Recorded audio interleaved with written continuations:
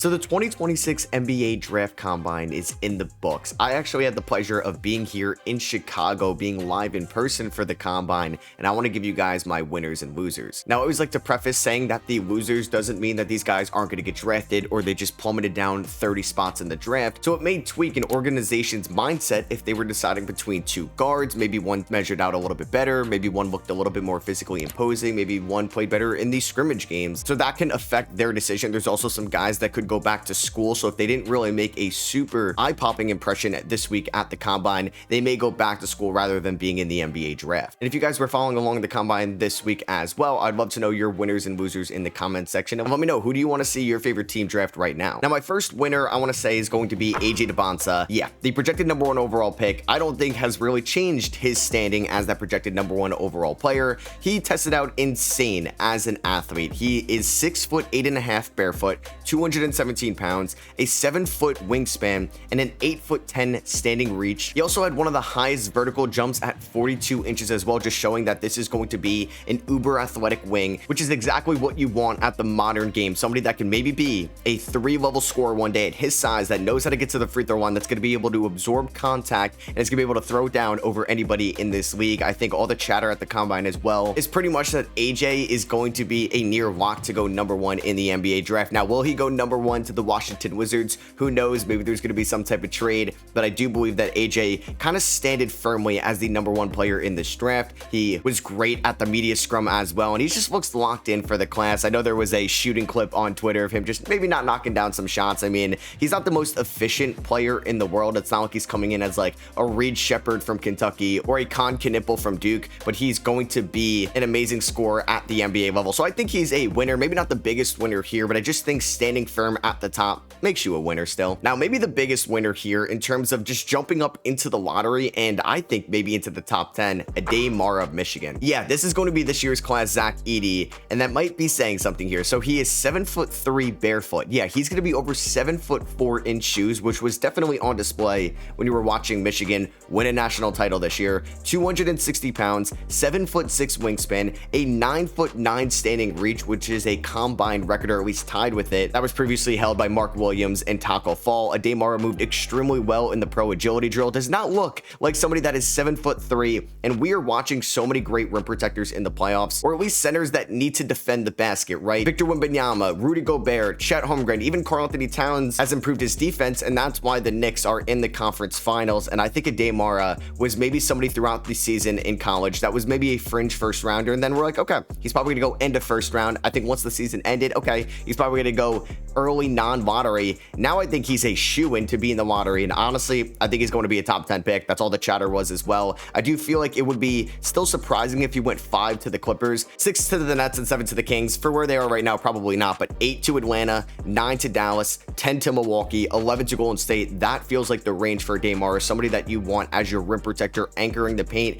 in the NBA playoffs when the lights are the brightest. Atlanta struggled with their rim protection in the playoffs as well, and I think Adar could definitely be a great fit for them with the 8th overall pick. So yeah, the fact that I'm talking about Adar being in the top 10 has to stamp him as maybe the biggest winner from this year's Combine. Now we'll start off with some losers here. This one is going to be a complete nitpick, and when you're talking about these top 4 in the NBA draft, you kind of have to nitpick. I was on Teed Up with Pierre from Numbers on the Board, and we talked about that these guys would go number 1 in like any other draft class, but this year when you're comparing them against each other, you have to nitpick in a way. And I do think Caleb Wilson wasn't like a huge winner. You could maybe say he was a loser here. He did test out extremely well, at least in terms of his measurables, his wingspan, his standing reach, which was expected for how much of a freak athlete he was this year at UNC. I just don't think any of the chatter or any of the testing drills itself, like the vertical leap or the pro lane agility drill, in which Cameron Boozer actually finished with a quicker time than him, kind of made Caleb Wilson, okay, this guy is going to go number 2. This guy's going to go number 3. So for Caleb Wilson, you're a loser because, hey, you're going to be the 4th overall pick in the draft, which is something a lot of these guys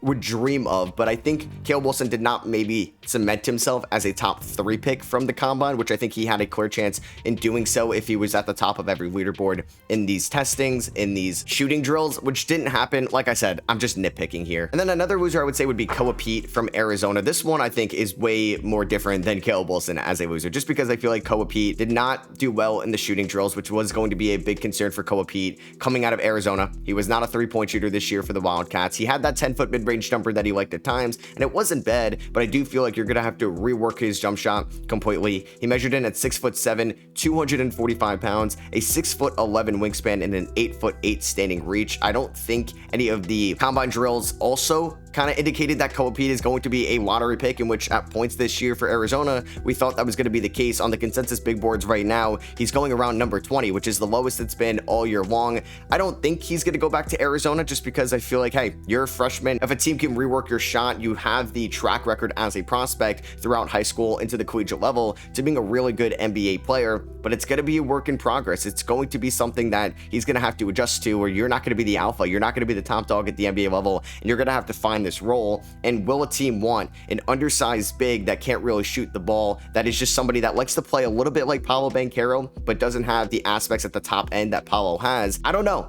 It's going to be a big question mark for Kobe Pete. I think there's been more chatter that he could go back to school than ever. Like I said, I don't think that happens, but I think the fact that I'm bringing it up here has to deem him as a loser. But once again, he's still going to get drafted in the first round. Like, he's not a loser after all. And then let's go back to the winners here, and let's talk about Darius Cuff, because I do think he is a big winner from this year's combine. I don't think he's going to go number 4 to Chicago, but I do think he's very well in play to Los Angeles at number 5, even though they have another smaller guard in that backcourt in Darius Garland. I don't think that's going to matter, because I do believe that Darius Cuff has star level potential. I did a full breakdown, a full video commentary video on the Enjoy the Game basketball channel. You should go check that out, about Darius Cuff. And I believe that the past season he had at Arkansas is going to speak for itself, and he's going to be the next guy in line of all those Calipari guards, Devin Booker, SGA, John Wall, Derrick Rose, Tyrese Maxey, etc. And Cuff is going to be a star level offensive player at the next level. 6'2" barefoot, a little bit taller than people said for somebody that's going to be a small guard, 185 pounds, 6'7" wingspan, 8'2" standing reach, and he's 19 years old. He measures out very similar to Damian Lillard. Going back to the wingspan, he actually had a longer wingspan than a lot of the guards going in the lottery, not named Mikal Brown Jr. and Darren Peterson. So yeah, he's not really as small of a guard as you may think. He also ran one of the quicker 3/4 of a court sprint that they do. It's kind of their 40-yard dash, and I'm like tweeting in a joking manner that he could actually be an all-pro corner in a different lifetime. He is an athletic freak. He's going to play up at the NBA level. He's not going to look like a small guard. He aced the shooting drills as well, and like I said, I do think he's in play to the Clippers at number 5, and he's definitely in play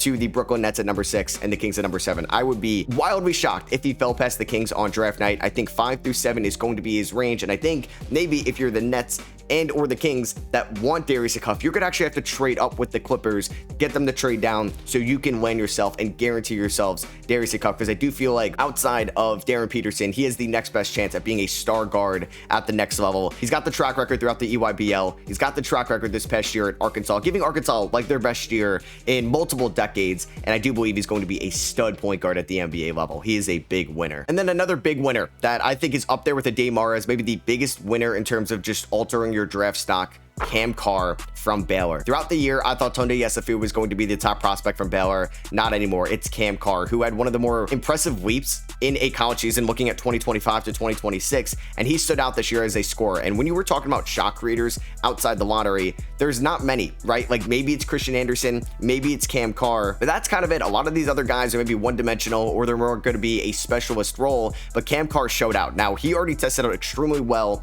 on Monday with his measurements. 6'4.5" barefoot. Okay, so we're over 6'5" as a wing. You can take that. 184 pounds, a 7'3" wingspan, and an 8'8" standing reach. I quote tweeted this when it dropped, and I was like, hello, lottery? Just kind of being a little hyperbolic. And then no, after his combine performance, I think Cam Carr has a real shot at going in the lottery. He had the best combine performance by anybody on Wednesday, where he posted 30 points on 50% shooting from the field, 50% shooting from 3. He had 7 rebounds as well. The handle looked polished. He was running extremely well in transition. He was staying in front of guys as a defender. He will need to get a little bit stronger, but this kid is going to be a special NBA player, in my opinion. Right now on consensus big boards, he's around 17 on the mocks as well. I do think there's a chance he could end up going 11 to Golden State, 12 to OKC, 13 to Miami, 14 to Charlotte, and definitely 15 to Chicago. I do feel like for his position, it's extremely versatile, so it doesn't really matter if you have a couple good wings already. You could definitely add another one. And I think Cam Carr cemented himself as definitely a top 20 pick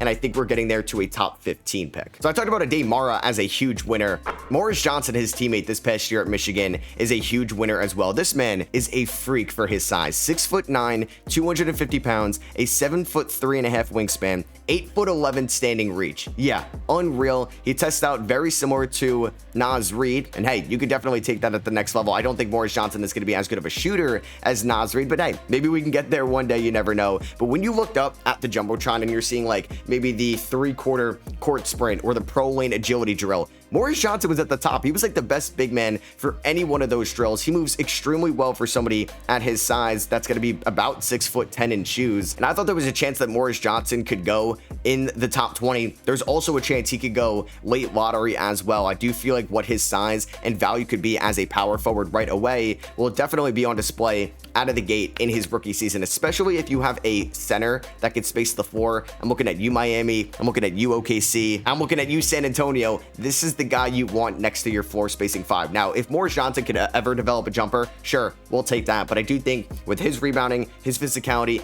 his ability to move baseline to baseline extremely well for somebody at his size is going to make him a good NBA player for a long, long time. A couple losers that I think more so could end up going back to school, kind of in that Koa Pete camp, where I'm not nitpicking as much as the Caleb Wilson one. So the first one is going to be Tower Tanner. Now, Tower Tanner was a fringe first rounder. He was one of the best prospects that played in the combine scrimmages. It was pretty much him, Dalen Swain, and Cam Carr. And I applaud Tower Tanner for being an absolute gamer, wanting to be in the NBA draft, and kind of going against that stigma that you can't be in the NBA if you are a smaller guard. He was definitely one of the lightest and smallest players that measured out at the combine. He measured in at 5'10", 166 pounds, a 6'4" wingspan, and a 7'9" standing reach. Now, in the combine scrimmages, fine offensively, but I knew he could be fine offensively. It's more so the defense that you need to be a little bit more concerned with, because he can get physically outmatched plenty of times. And I know Tower Tanner cannot change his height, but can he go back to school and get a little bit stronger, work on his physicality a little bit more, and make him a more polished prospect for the 2027 draft? Because I don't think anything that we saw throughout the combine was like, okay, Tower Tanner, you're going to be a guaranteed first round pick. You should be in the NBA draft. I think there's going to be more questions now, and I wouldn't be surprised if he was back at Vanderbilt. I think another loser would be Isaiah Evans as well. This is one of my favorite prospects in the draft. I loved him in the 2025 draft cycle. I would have taken him in the first round, and I still would this time around, but Isaiah Evans really didn't measure out extremely well. You could say he was 6'5", barefoot, 186 pounds, a 6'8" wingspan, and 8'8" standing reach. Not a good athlete in this class compared to the other wings, because I was wondering, could he have like a Cam Carr level leap? He didn't end up playing in the combine scrimmages. I could probably guarantee you he's going to go in round number 1, but he's not going to be somebody that's going to dunk on you. I don't think he's going to be a great defender, at least not out of the gate. He didn't shoot well at the combine. I'm taking that with a grain of salt as well. I know what I saw these past 2 years at Duke. He's going to be a good shooter at the NBA level, but I just don't think he really elevated his draft stock at all. And then I would go with Billy Richmond as well as another loser. I think he could end up going back to Arkansas. He's definitely a great athlete. He moves extremely well. He's very fluid out there with the ball in his hands and just running end to end, but the shot is still a work in progress. I do think he can really improve his draft stock with a good shooting season in 2027 at Arkansas, going back to school and being a rangy 3-and-D wing this next season, and then you can maybe be a top 20 pick in the 2027 draft, because I don't think Billy Richmond really showed anything enough for him to go in round number 1. Struggled at times with his shot throughout the drills and in the combine scrimmages. Like, the defense is there, the athleticism is there 100%, but it might be better for him to go back to school, improve that draft stock for 2027. And then same thing with Allen Graves. I would say he's like my last loser here. I think there's a chance now he's going to go back to school. He's going to maybe go to LSU in the transfer portal or something like that. He was a standout player for Santa Clara this year. He's going to go, I think, in round number 1 if he declares, but I don't know if it's a foregone conclusion that I thought it was maybe a couple days ago. He did not test out extremely well in the sprints and the lane agilities and the shuttles. His wingspan was definitely shorter than people thought it was going to be. He was a good 3-point shooter this past year, but it wasn't on like crazy high volume, just 2.5 threes a night. And I thought he would have benefited from playing in the combine scrimmages. That didn't happen. I think if he ends up still staying in the draft, he's going to go in round number 1. I'm not as confident about it that I thought I was a couple days ago. And then my last winner, I just want to give kind of my sleeper pick, because you can go with a bunch of different guys that showed out throughout the combine. You can go with Emmanuel Sharp. You can go with Miles Uzan, both from Houston. Baba Miller played extremely well. Dylan Mitchell in the combine scrimmages, but I want to give my stamp on Jaden Bradley. He was a senior this past season for Arizona. You can make an argument he was the best player on that Arizona Wildcats team. Obviously not the best prospect, because that's Braden Burries and Koa Pete, but Jaden Bradley was 46 from the field this past year, 39% from 3, 80% from the free throw line. He's 6'3" with a 6'6" wingspan. He's not the greatest athlete in the world. He's not the most physically imposing guy, but he's going to play play good defense, high basketball IQ, is going to make the right reads, knows exactly where to be at all times on the floor, and I think could be a steal when he's drafted in the middle of the second round. So that is going to be for me. I hope you guys did enjoy. If you did, I would appreciate you dropping a thumbs up. Let me know your combine winners and losers down below. Is there something that you agree with, that you disagree with? Let me know. Thank you guys for the support, because I would not be here at the combine if it wasn't for you guys. All throughout the week on my Extra SROS channel, I was talking about my combine, like day 1, day 2 reactions, so you can go check that out. Link to that channel is in the description, and I will be having a post combine mock draft out on Saturday, so make sure you are subscribed, and I'll catch y'all there. Peace.